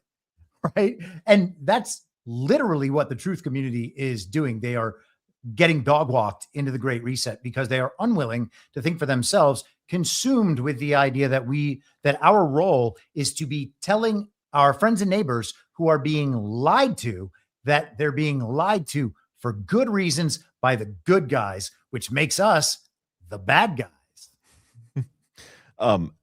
I have a question about a narrative that we've been told in the past and kind of having to do with what we're seeing play out here. Trump just said that we're going to have a bunch of the biggest American oil companies go into Venezuela, spend billions of dollars so that country can start making money again. Yeah. Okay. He's told us in the past, and I don't remember the last time he said this. He doesn't talk about it as much as he used to, but he used to say that, like, we have the biggest oil reserves in the world here in the United States, and we're going to drill, baby, drill. Why aren't we convincing these big American oil companies to spend billions of dollars drilling here? Why do we have to go do it in Venezuela? And how are we going to benefit from it? Because honestly, that's all I care about. Like, it's great, that we're being the nice guys on the world stage, but if I'm being honest, I don't really give a shit about people in Venezuela, and I want to know how we're going to make money off of this. Otherwise, I don't want to be doing it. I am with you on that. I want to show you this from CNN. The other thing is, by the way, it's not possible for Venezuela to have stolen their own oil. Okay? It doesn't matter if transnational corporations set up facilities to take Venezuela's oil. Venezuela taking those facilities back and their resources back is not stealing. There's no way to say that. But the TV told me it is. I know. If we have, I think that there actually are Chinese owned and run ports in California, for instance, and someone could correct me in the chat if I've misstated that in some way. There are at least Chinese management companies running ports. They have Chinese towns all over our country. Yeah, right. So if Donald Trump was to kick China out of one of those ports, would China have a good argument to say that Donald Trump stole their port in California? That would be insane. And then but to answer your oil question, and I'm not an oil expert, but this is the narrative on that. The kind of oil Venezuela is sitting on, heavy sour crude, requires special equipment and a high level of technical prowess to produce. International oil companies have the capability to extract and refine it, but they've been restricted from doing business in the country. Okay. So again, the transnational energy companies wanted to get back in Venezuela because they weren't able to access those oil resources. The United States, the world's largest oil producer, has light, sweet crude, which is good for making gasoline, but not much else. Heavy sour crude, like the oil from Venezuela, is crucial for certain products made in the refining process, including diesel, asphalt, and fuel for factories and other heavy equipment. Diesel is in tight supply around the world, in large part because of sanctions on Venezuelan oil. So who's eating oil to determine its bitterness? It's a good question. It's retarded, but that's interesting. I did not know that. Did not realize that. I mean, it makes sense. Like if we're going into this future where we're doing our own domestic manufacturing, onshoring, all that stuff, that we need or want more access to diesel fuel or whatever, and for machinery stuff. I get that, but still, I don't know. The principle of it isn't what I envisioned coming off the national security strategy. Like the Monroe Doctrine, I'm pretty sure doesn't talk about regime change. Although this is a new corollary to the Monroe Doctrine, as Trump said himself. There's always a new corollary available. Yeah. But anyway, there's more clips I wanted to share. I just got to find which ones I wanted to do. Or were you going somewhere with that? Not the oil part. Just to say one more thing about the whole being mad that I claim things are fake and all that. I wonder what people think that the point of all this is. Like what the people of the United States of America are supposed to think, how they are supposed to interpret their government and the events that they are shown on the screen and the rest of it. The stuff we're shown on the screen is programming. They literally call it programming. Okay. We know what the mainstream media is. All of cable, all of broadcasting is mainstream media owned by the same companies. The legacy social media companies are also mainstream media. They are censored spaces filled with propaganda where the conversation is controlled by high-level technological tools with which they micro-target demographics to see certain things and then elicit certain emotions about the things these people see. Okay? The mainstream media is filtering in everywhere. AI is mainstream media. All of these are high-level fact checkers, just like we saw throughout the summer of 2020. All of this is mainstream media. All of it is driven by corporations, intel organizations, the military industrial complex, all of the entities that we believe, I thought we agreed that those were the adversary. They control the communications channels, and we still allow our reality to be formed through those communications channels. Okay. We don't know what's happening on the ground there. And as I pointed out before, the idea that citizens there are happy is irrelevant. Okay. They might be right, but they also might be wrong. There are people in the United States who are wrong about American politics. Most people aren't even involved in their local politics and are definitely wrong about their local politics. And they're wrong about their state politics. They're certainly wrong about the federal government politics that are shown to them on television all day long with the corporate narrative. And we are all funneled into spending all our attention on an illegitimate federal government that is run by an occupying foreign power. Yeah, you know, my biggest takeaway from this, it really doesn't change my train of thoughts from anything I've talked about. And I used this metaphor before, and I want to add in another layer to it now. So I've argued in the past that if it's me, my house and my neighbor's house, okay, they're both on fire. My neighbor has less water to put out their fire than I do to put out my fire. Mm-hmm. But a lot of our like foreign politics is, okay, well, I'm going to go and take my resources, my water, and go put out my neighbor's fire instead of really focusing on my own fires here at home. And this is, you know, this is more so talking about funding and stuff. And we just had this huge story of Somalian fraud this weekend. You know, our elections are fake. We're huge in national debt, kind of getting into this tax revolt territory, which is great. But now to add to that metaphor, both houses are on fire and all these things. And instead of putting out either fires, we go across the street to another neighbor's house because he beats his dog. And we're going to try to stop him from beating his dog, and we're going to try to change of ownership down there before we fix any of the problems here. And that's really what it comes down to me is like, I don't give a shit about Venezuela. Now, I know there's bigger things going on, sovereign alliance stuff, and I get the bigger picture going on behind the scenes. Mm-hmm. But when it comes down to it, like, I don't want a president that's meddling in foreign politics, period. Especially, like, if I understand if we have all of our you know, affairs in order and you're bored, like you want to go like fix regimes in other places, then cool, whatever. Like we can worry about that then. But we have so much shit to worry about here. And Trump just showed like he can execute some shit with our military when needed to. We've talked about how he's the authority to do that. When are we going to start seeing regime changes in the governorship of Minnesota or like the Supreme Court or whatever? Like that's where I want to see regime changes. Let's worry about regime changes for governorships here domestically for the crimes they've committed. We know these people are involved with narco-terrorism and smuggling and human trafficking and all that stuff. Trump says that about the Biden regime. How many of those people are in jail? Mm-hmm. We got Maduro from another country. We don't have Biden, Obama, or any of those people. Like, that's where I'm annoyed. Yeah, I think that's entirely valid. I mean, maybe while I trust Trump, chat. Sorry. Gonna hurt somebody's feelings. Yeah. So you have to cheerlead. If you tell people to think for themselves in a way while they're busy cheerleading, they're going to think that you're the doomer and not that they're a moron. It's so strange. Yeah. I get that a lot. I get that called a doomer a lot on my show. No, gosh, man. I mean, what does that even mean at this point? Like people are cheerleading. We saw posts today. You have to understand this is all a part of a military plan to take down the deep state. Okay, guy, which party's the deep state?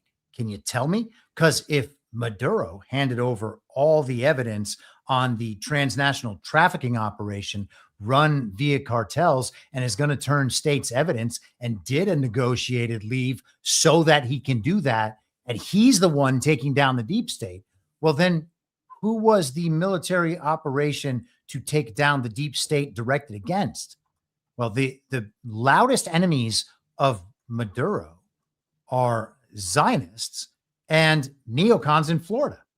So Are they then the deep state? Because those are the people who have actually been promoting this. And then, of course, the downstream Fox News Q convergence, which is the weirdest thing ever. They all absolutely love it. And they're certain that Venezuela is the enemy for some reason. Hey, guys, what has Venezuela done to us? Unless you're going to accept the drug thing. And oh, by the way, the indictment today is all about cocaine. It's not about fentanyl. It's about cocaine. When have we heard, like in the last 30 years, about cocaine being trafficked into the United States of America? Has that been the thing? But that's what the indictment's about. We talked about cocaine recently on one of our shows. I don't remember why. I think Zach was not like us, but I think Zach was talking about how maybe it was on our New Year's coverage, or was it last night on Only? I don't remember, but cocaine was mentioned recently. There was a post I saw here or comment from Marcy USA. Good grief. Come on. This is part of cutting off deep state money supply, showing evidence of election rigging, and get off the petrodollar. It's about like they're showing us, revealing a secret long-term plan. Even though I believe in something bigger going on behind the scenes, not knowing what it is fully, believe it's devolution stuff. But this is like the type of replies I get when we question like anything about it. It's like, well, obviously, they're just doing it to cut off money and all this stuff. If they have the evidence of that, they wouldn't need to they just show it. They could show all that stuff and how it's affecting us domestically. We wouldn't need to go overthrow Maduro to do it. But yeah, you're right. Another comment I've seen is this time back to the election stuff and what Byrne and them have been saying. They've been some of the biggest proponents of the Machado Murata person or whatever, and Trump just shit all over that. So wouldn't that completely debunk that angle too? No, because the good part about being in that mindset where you just have your set of God kings and whatever they say is the right thing, and you will repeat that. Well, you get to dismiss all the times that they haven't said the right thing, or that the thing doesn't go in the direction that they wanted. Those are all kayfabe. Those are all just things that they have to say. And then you get to pick and choose which are the right things. And then you just repeat those and you act really confident because you know who the secret white hats are and who the right people to repeat are. Now, the person who made the comment in the chat, maybe those things are right. Maybe all that's right. Okay. We're not saying it's not about any of those things. As far as the election thing goes that you just mentioned, though, let's say that Smartmatic in Venezuela was started under Hugo Chavez, and Maduro, as his successor, is still playing along with the same game. They've created this software that steals elections all over the world. So Venezuela, the pariah state, has the power to steal elections all over the planet, and they are still totally impoverished, militarily weak, with wrecked oil facilities, even though that's their only industry. But yes, they're controlling the politics of 72 other nations around the world. Well, A, that's preposterous, but B, let's say that's true. Venezuela implements Smartmatic. Let's say Smartmatic is just the catch-all for the computer rigging of elections. And it started in Venezuela. Well, people in the United States bought those systems and installed them to run our elections in the United States. Okay. Now, it's not possible that the computers are the only ways these elections are stolen. That assumes that the votes are otherwise totally real, lawful, and American, and that that's how winners of elections are actually chosen, and that they're not selected in advance by the parties through the primary process and the rest of it, and there aren't all these other ways to rig elections. Okay. Let's put all of that on the table and then say, if all of that is true, the people most responsible for doing it in America are Americans who should be taken care of for that. Okay. And then other countries can deal with their own criminals. If Maduro is trafficking drugs to America, well, then there are Americans involved, especially with these CIA operations that have been going on for decades. Why aren't we going after the Americans? Why is everybody so happy about some foreign president being just plucked out of his country because the SDNY files an indictment and then he's flown into the United States on an FBI plane to Newburgh Airport, which is a tiny little airport in upstate New York? It just happens to be 15 minutes from West Point. I did not realize that. Mm-hmm. We should go through the pictures from today. Yeah, especially That Trump Maduro posted. sitting there with 2 thumbs up. So stupid. Hold on. I gotta find, where's Trump's post? Posted quite a bit today. Yeah, he really did. Is he the one that had all the pictures? Jeez. He was busy. A lot of reaction videos. Mm-hmm. Okay, here we go. Now we're getting to the pictures. Because when you said CIA, it made me think of John Ratcliffe in these photos. Just wanted to show him. Okay. This is the first image we got. Which is weird. What is he even doing? Yeah, Weird I don't action know. photo. I think that everybody got a good hard watch the water today. Oh, is that what that is? Yeah, that's a watch the water in his right hand right there. Are When those did the LASIK surgery glasses too? they are so yeah, they do look like that. Or the old man doing the, what do they call that? The mining at the beach, where they have that little sound device and it like finds somebody's watch that was buried like 3 months ago. Oh yeah, like Well, I don't know how metal detecting. metal detect. I guess that's what it's called, or Is it something. the beach mining? Yeah. But how did he change his clothes to walk into the DEA? I don't know. Are they trying to like sensory deprive him here? Like, we don't want you to know where you are. We don't want you to know who captured you. I guess. Does he have a carrot in the other hand? What is that? He's just excited to see you, Chris. This is this is at Mar-a-Lago, by the way. Mhm. So all the, who are these people in the background? I don't know half these people, but Ratcliffe, Trump, that's Stephen Miller back there. Rubio concerned. I saw people pushing Rubio for our next president on social media today, which I thought was interesting. Hegseth.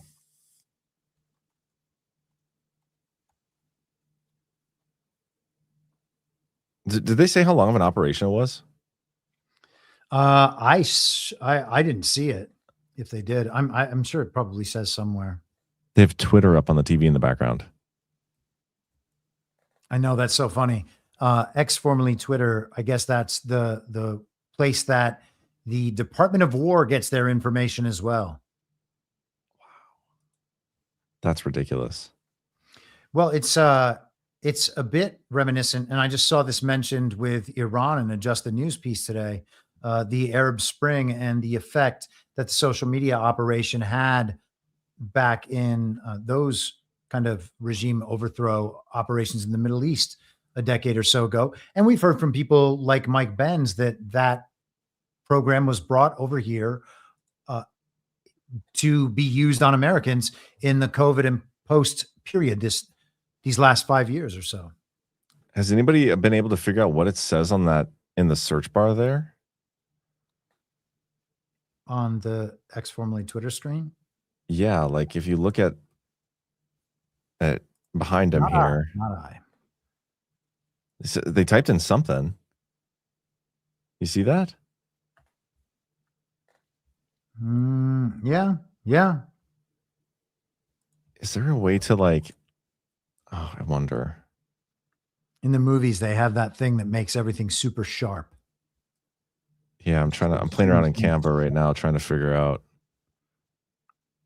I don't know how to do it. I wish I had some CIA tools. Oh, sharpness and clarity. Maybe that's it. Ooh, that's closer. Oh, that's there. I feel like it's got an L and a G at the end. But if anybody knows how to do that with a photo, you should do that and let us know what that says in that search bar. Because what if it's like Nicki Minaj or something? TPUSA. I don't know. Okay, let's go back to the pictures. Yeah, there we go. People are currently talking about Cuba in the chat right now. I think that's a real interesting one, because if we end up with a couple jumps from here, getting to the Castros, then we get to JFK, and maybe get the opportunity to go through some of those old stories. I think that it's probably worth people looking into, we mentioned it earlier, the Manuel Noriega thing, because we're even told by the mainstream media, this is kind of a rerun of that whole thing. It's an opportunity to learn about the past corruption of the global regime as it has existed in the United States. Trump had comments about Cuba. We could listen to that too. Mm-hmm. This is from his press conference today. This was pinpoint, but we have a much bigger way. Yeah, is there a message here for Cuba and Diaz-Canel? Well, Cuba's an interesting case. Cuba is, not doing very well right now. That system has not been a very good one for Cuba. The people there have suffered for many, many years. And I think Cuba is going to be something we'll end up talking about, because Cuba is a failing nation right now. We're going to regime change them too. And we want to help people. It's very similar in the sense that we want to help the people in Cuba, but we want to also help the people that were forced out of Cuba and living in this country. Do you want to say something about that, Marco, please? Well, I mean, I just gave you a statement a few minutes ago about, when the president speaks, you should take him seriously. So suffice it to say, Cuba is a disaster. It's run by incompetent, senile men, and in some cases, not senile, but incompetent nonetheless. It has no economy. It's in total collapse. And by the way, they were, all the guards that helped protect Maduro, this is well known, their whole spy agency, all that were full of Cubans. I mean, it's amazing. This poor island took over Venezuela in some cases. One of the biggest problems that Venezuelans have is they have to declare independence from Cuba. They tried to basically colonize it from a security standpoint. So, yeah, look, if I lived in Havana and I was in the government, I'd be concerned, at least a little bit. I'd be concerned if I were you. Man, crazy. Chat's in an interesting mood today. I'm having a tough time. Like Winifred girl, John, are you anti-Trump now? No. Jeez, he's retarded. Come on. It's so dumb. We can't have like a conversation question. Thing have we said? I don't know. We're just asking questions about the narratives we're being told, knowing we're in an information war and we're probably being fed a lot of bullshit. Yeah, Trump is anti-Trump. Trump is the catalyst for the American people figuring out what their country has actually been up to throughout their lives and how we might remedy that. And instead, we are just told to clap like seals. And that is supposed to somehow save the country.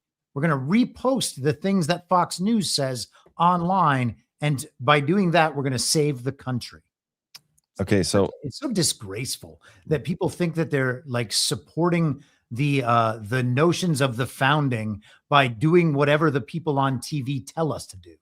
Yeah, and plus, like a lot of the people that are questioning it, maybe I'm wrong, but I feel like there is some Q. People traditionally into Q in the chat who are doing it. It's like, isn't that part of the Q jobs? Like you're supposed to question literally everything, but no. The Q communicators have not gotten up to that point yet because they are tracking the exact same timeline the mainstream media is tracking. So we are saying things that don't align with what they are saying because they are all in the process of cheerleading what happened today. We are talking about what the thing that we were told about happening today actually means for the future and where we should direct ourselves as a result of it, which is the point. It's not just telling everybody over and over and over again that the plan is definitely happening. 8 years of trying to prove that that thing is important to look at. Well, we've all looked at it. We understand that it has some importance. So I really have a hard time understanding if these people just have broken brains the same way that viewers of MSNBC might have, because they are doing the exact same thing on that side that the Fox News viewers who think that they've figured out the super special code with the secret white hats. Well, Rachel Maddow's audience thinks that Zoran Mondani is like the new hero, or Jasmine Crockett, or whoever they're obsessed with, Eric Swalwell. I don't know. I don't know what those people. And I don't get either where it comes from, because we have a Q show on Badlands and 2 of them. Yeah. And we talk to those hosts a lot and are fine. Like there's no tension there or anything. And so I don't get where that comes from, but I don't really care either. But there's another comment here. It's a little doomish. And that's another thing. Like I don't know about you, Chris, but I'm personally, as always, in a great mood. Things are good. Yeah. And I'm literally just trying to look at what I'm being fed and question it, which I do feel is our job. Figure out where we actually go from here. Like you said, nothing about that is doomerish. And it's just the opposite of confirming your bias, which I think that's what this is we're not sitting here telling you all the good things about today. Like, how many regime changes does Trump have to do before you start questioning, like, hey, man, is this really what we should be doing as a country? Because I feel like if Trump just kept saying, okay, we're going to do Cuba next, we're going to do Havana, we're going to keep going on and on and on and regime changing all these countries, everybody in the chat would just be like, keep going, keep going, keep going. Even if we're doing it on behalf of transnational energy companies, Zionists, neocons, big tech, they don't care. Don't care. I mean, we're just happily ushering in the Great Reset as everything. The game board is switched all around from the top, not from people's uprising anywhere. None of it's a people's movement. It's all just different pieces being placed in different places. And we are supposed to, again, just cheer that. Yep. It's the devolution sandwich, guys, doesn't work if everything's just, if it's all bun, like top bun. Wouldn't be a very good sandwich. You need to meet in the middle where the meat is. And in order to do that, you have to work your way from the bottom up. But yeah, man, how do you feel about going through some boosts and some rants, maybe? Yeah, let's do it. You know what? Actually, before we do that, let's talk about our mustache oil. This next ad is supposed to be for beard oil, but I've proven these last few days that it is also a mustache oil, and it works great in both use cases. Check this out. Get you some of that beard oil. Now that I'm alone, got the close up. Do you see how awesome my beard looks right now? I use the beard oil every single day. First thing, comes out feeling all silky smooth. I take the dropper and I manually apply the oil directly to my mustache. Nice and, oh man, I love it. And then I do drops all throughout the hair, and then I just rub it all in. And then I top it off with the tallow stick on the face. Dude, I feel like I have to grow a beard just to try this beard oil. It sounds Do it, Jay. amazing.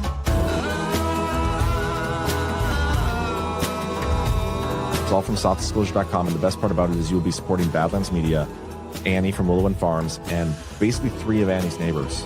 So that's 5 total American companies that you'd be supporting with one purchase. I have been using the Soft Disclosure scentless beard oil every day after the shower. It looks unkempt, but it feels silky smooth. I want to look a little wild and unapproachable, but for the woman I trust, she'll be like, oh, it's actually kind of soft. He is approachable after all. Otherwise, stay away. And Soft Disclosure will help you too with that if that's the very specific vibe you're going for. That is very specific, yes. You guys are supporting American businesses when you do that. It's absolutely incredible, and you get a great, great product. Gator Rob in the chat, he's very much in my daily chat. And I like his opinion because he doesn't always agree with me, and I think that's good. Yeah, he said something in here. I think I see you going back and forth with him. Mhm. I agree that your opinions are valuable, but don't grant you soothsayer status to worship. That doesn't make me or anyone an idiot. And this is a comment that, like, we don't want you to worship us. We want you to think for yourselves, which is what we're trying to do. We're trying to advocate for. And what we see is a lot of people just regurgitating talking points from mainstream media. When Trump has called the mainstream media the enemy of the people because of how often they lie.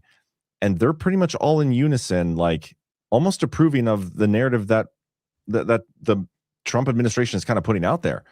And I have a hard time going in line with it. I know it's not that. I don't know what it is, but it's probably not the same thing that they're telling us. So we're trying to talk it out and figure it out.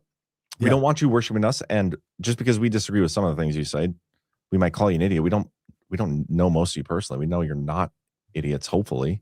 By the way, no one was directly called an idiot. So if you think you got called an idiot, that's you identifying that way. I mean, what are you supposed to say about that? I don't care if people agree with me or not. I don't care at all. I don't care if people want to listen to me or not. I don't care at all. I'm here to say what I think based on the research that I do and the model through which I view the world, which is where the value comes from. People might not like the results of that analysis all the time, and I don't care. Like believe whatever you want. The point is for you to figure things out for yourselves, not to repeat the things that you're seeing powerful strangers say on the internet and the television. He said, well, you're a TV character too. Okay, well, I'm not telling you to repeat the things I say. I want you to think for yourselves. I am suggesting a different model. And you know what the other thing I'm doing is, and this is in line with the party of false decorum thing. And I'm actually like, I've been spending the last couple of weeks working on a real, like, drawn out and diagrammed model of what the controlled opposition looks like. I am trying to remove the social opprobrium, the shame and punishment, the incentive and punishment structure that comes along with saying certain things. Okay. The things that are not allowed to be said in this community, truth community, Q community, whatever it is, however much overlap there is in these spaces, Maha, whatever. There are certain things that people are not allowed to say because they know that they're going to get heat from within their own tent. Well, the problem is when people aren't allowed to say things because there's an incentive and punishment structure built up around not saying those things, it's because people in power don't want those things said. So they push the incentives behind one side to make sure that people will get really, really upset if anyone says the thing that they were told shouldn't be said. Okay. So certain people are going to have to go out and say those things if we're going to want to have open conversations and get to right conclusions, because the ones that are on offer from the people in power, the things that we're allowed to say, the things that powerful strangers get retweeted all over the internet for saying, those things aren't true, or they wouldn't be pushed as propaganda. I also think, at our last Gart that we had down in Cocoa Beach, we talked a lot about some of our values here at Badlands, and highly frictional is one of the words that we came up with. I still got to get those finalized and put on the website, and I'll do that maybe this next week. But highly frictional, guys, is like, we want that from you in the audience too. Like, if everybody is here and chumming around and feeling comfy and like just super comfortable in your confirmation bias, there's no progress to be made from there. That is a circle jerk. Circle jerks are gay. We're not gay. We are straight. Most of it, at least as far as I know, most of the people at Badlands are straight. So we want the friction in the audience. We want you guys to feel uncomfortable, because that is where progress is made. No, we're not going to advance anywhere if we're all on the same page in total agreement and chanting the same things, especially if it's the same things the mainstream media is saying. We don't want you to agree with us. If you do, that's great. But we could be just as wrong as anybody else. And at least we're willing to admit that. That's another thing too. So many people are so like staunch in their I'm right to my opinion, and those guys are idiots and retarded, whatever. It's one thing to call somebody retarded in jest. Another do it when you think it's because you know better than them. I mean, we started out the show saying that we don't know what's going on. Yeah, we don't. It really is incredible. And then we are told that we are saying that we do know what's going on by people who believe they know what's going on because some people on the internet have deciphered a secret plan. Hey, man. Just got to decode it harder. Decode and vote harder. Yep. Win the midterms. 1027 JS left us some boost, which, by the way, thank you so much. For $20, says thanks in advance. It's very appreciated. And I hope we lived up to that advanced thanks. That's the only boost we got that I see anyway. I do want to point out, if you guys haven't yet, make sure you save the date for upcoming conference. Going to be in Nashville, April 9th through the 12th. It's going to be a great time. Tickets are like imminent. We're going to be putting on sale soon. We're just finalizing the number of speakers so we can accurately price the tickets. And then with that, we got a whole bunch of rants to go through. By the way, if anybody gifted any subs, I probably missed it. So thank you. Also, if anybody left I don't think I see anything come through, but if anybody gifted any Bitcoin. Dude, we just got a unity plea in the chat. What'd they say? What'd they say? I love those. We attack Q, and what we really need to do is unite. Nobody's attacking Q. Every person in Badlands like believes Q was legit. Most of them have read the drops. Nobody is like doubting Q. We just disagree with a certain group of decoders out there and how they operate a line. It's Oh man, it's so funny. Angie K. John's gay. Well, that's not true. I have a girlfriend to prove it. But the mustache takes away from that. That's okay. The mustache is going away. By the way, I almost shaved it today, but I decided to let the rest of it grow back.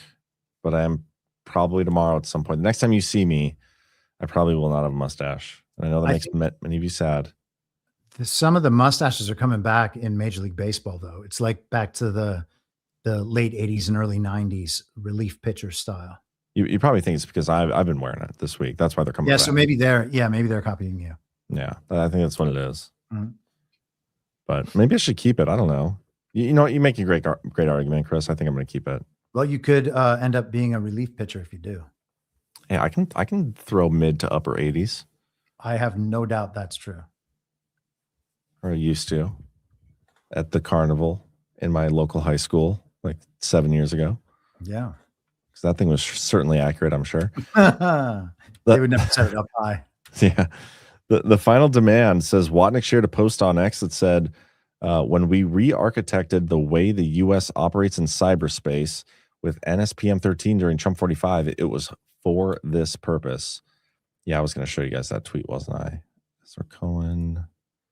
He was sharing Josh Steinman, if I'm not mistaken, who's very much in that orbit with him, and he was part of the NSC, brought in under Flynn, I believe. Why is it so far back there?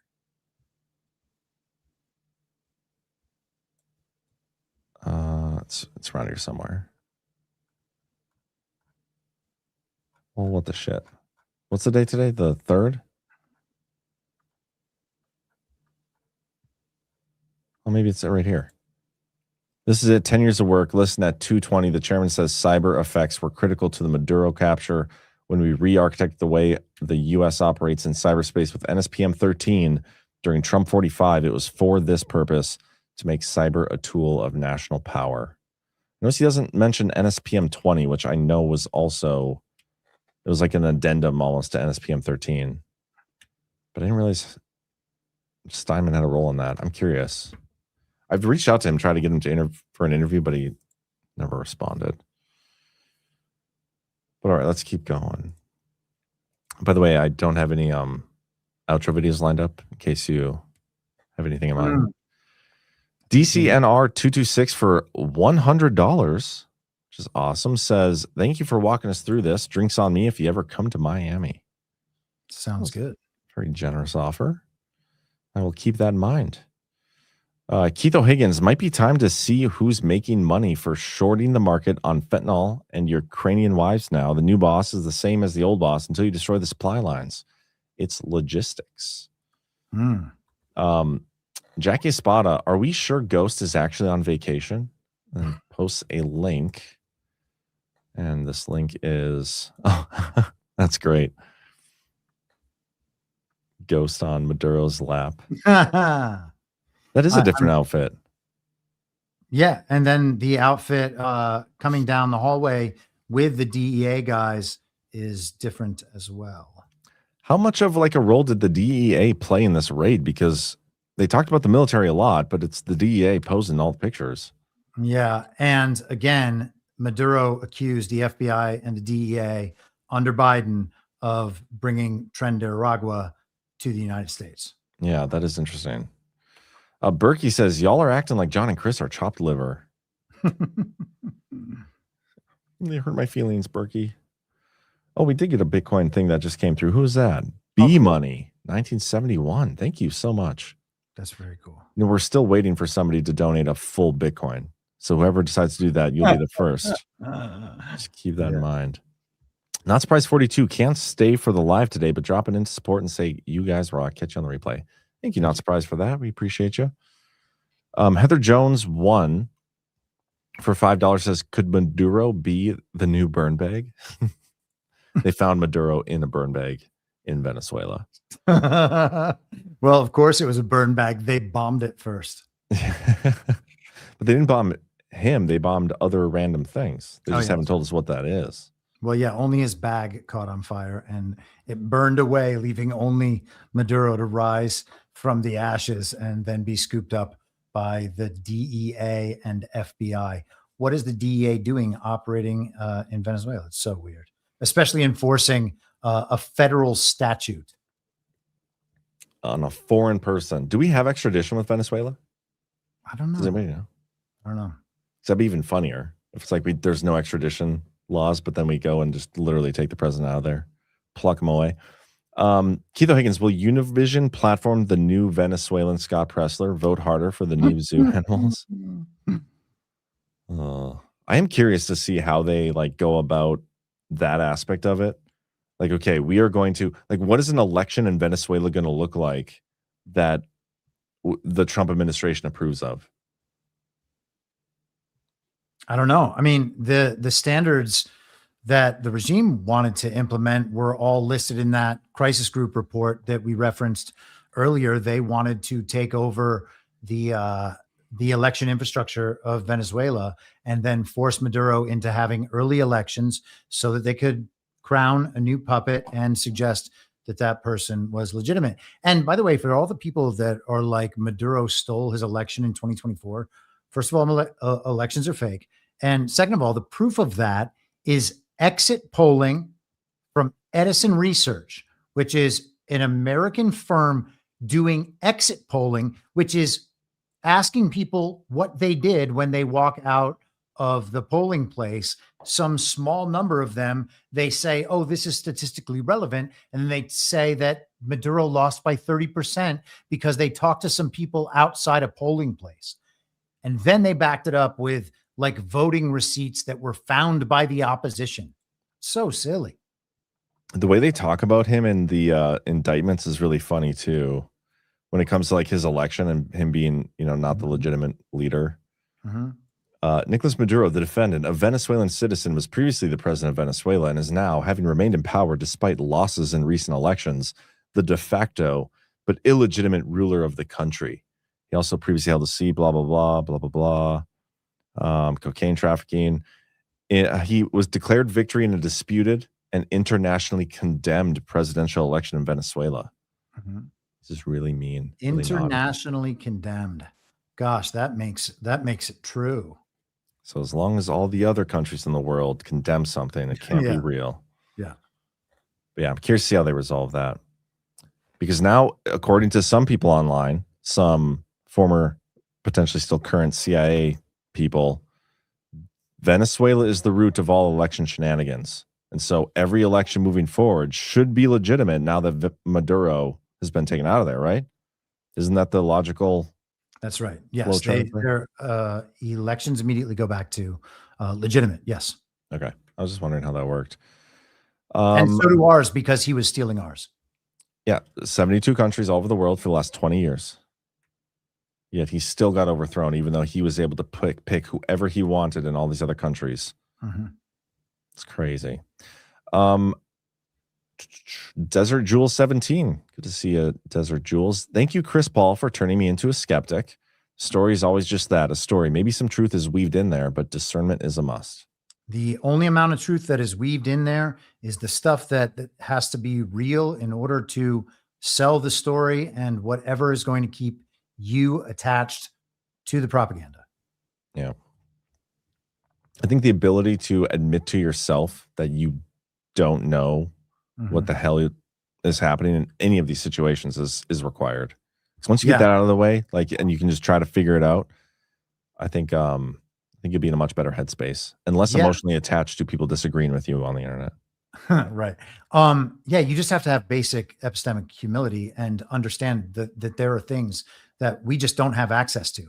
And pretending that there is a set of people online who is giving us secret access to all the right things, and those things just happen to coordinate with the stuff that's being disseminated on Twitter and on Fox News. Well, that's not very smart. I would agree with that. One might call it stupid, but we're not calling you idiots, so don't get offended. Garden Guys, I'm under the belief. Unless you identify with being called an idiot, and then it's you calling yourself an idiot. That's true. It wasn't us. Yeah. Garden Guy says, I am under the belief one should clear their own house before helping others clean theirs. What is this Venezuela thing distracting us from? I totally agree with that. I love that metaphor. You're going to put, if you and your neighbor's house was on fire, you're going to put your fire out first before you go and help your neighbor put their fire out. And especially before you go and try to change ownership in the house across the street. I'm one great FL says for $10, while Rubio rep Florida used max TP grant visas allocated 3 to 4K each year. Most were for Venezuela. Playing well now, didn't support Trump 2020, theft, voted big weapons, war neocon at heart. I keep eye on him. Feel like we need a semi-decode on that one. But I think I followed. Thank you for the rant. By the way, I don't know if you missed this, but NV Runner just gifted 5 subscriptions. Oh, thank you, NV Runner. Appreciate you. And then the person who gave the Bitcoin, I was going to give a shout out. Did I do that already?